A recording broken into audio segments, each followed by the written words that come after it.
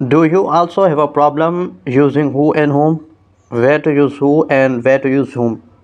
इस छोटी सी वीडियो में आपकी इस कन्फ्यूजन को हमेशा के लिए ख़त्म कर दूंगा, बशर्त आप इस वीडियो को एंड तक देखें।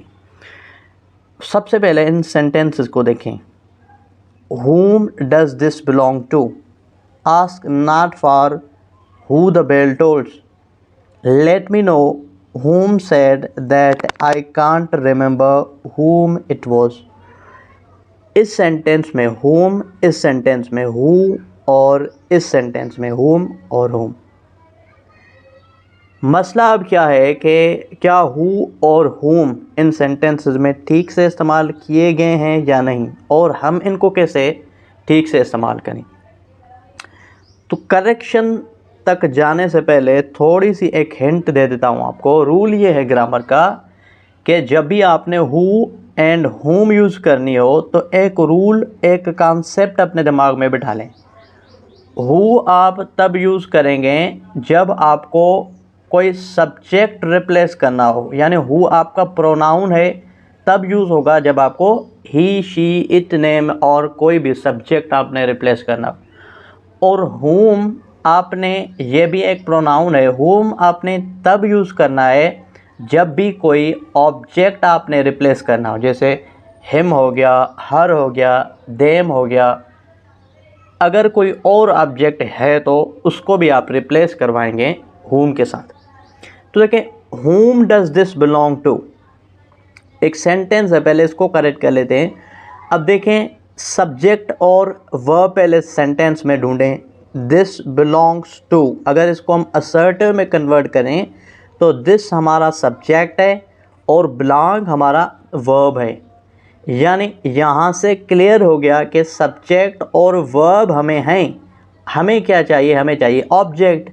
तो हम क्या कहेंगे सेंटेंस कंप्लीट करने के लिए कि दिस बिलोंग्स टू हिम। अब यहाँ पे हिम जब आ जाएगा तो आसान है कि हम इस हिम को जब क्वेश्चन में कन्वर्ट करेंगे तो हिम को कन्वर्ट करवाएंगे हुम के साथ। हुम डज दिस बिलोंग टू। ठीक है, दूसरा सेंटेंस है, ये ठीक है। जो नेक्स्ट सेंटेंस है वो है ask not for who the bell tolls. Again इस सेंटेंस में आपको सबसे पहले सब्जेक्ट, वर्ब और ऑब्जेक्ट ढूंढना पड़ेगा अगर हु और हुम को ठीक से इस्तेमाल करना है तो। Ask not for who the bell tolls. अब वर्ब तो यहाँ पे क्लियर है, टोल है।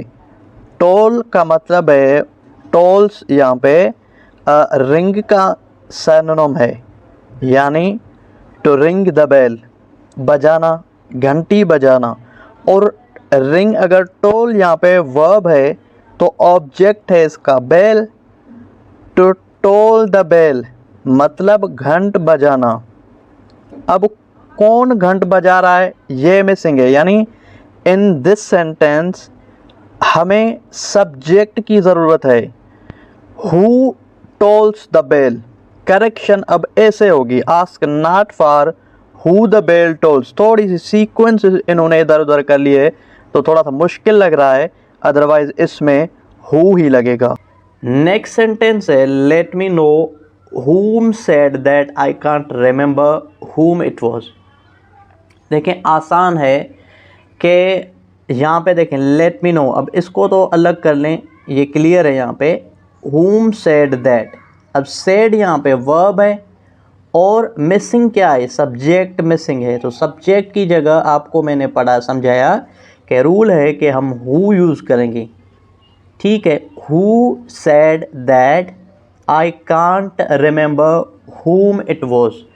I can't remember, अब सब्जेक्ट भी आ गया, I can't भी आ गया, verb remember, I can't remember, this is a verb remember। और अब मिसिंग क्या है?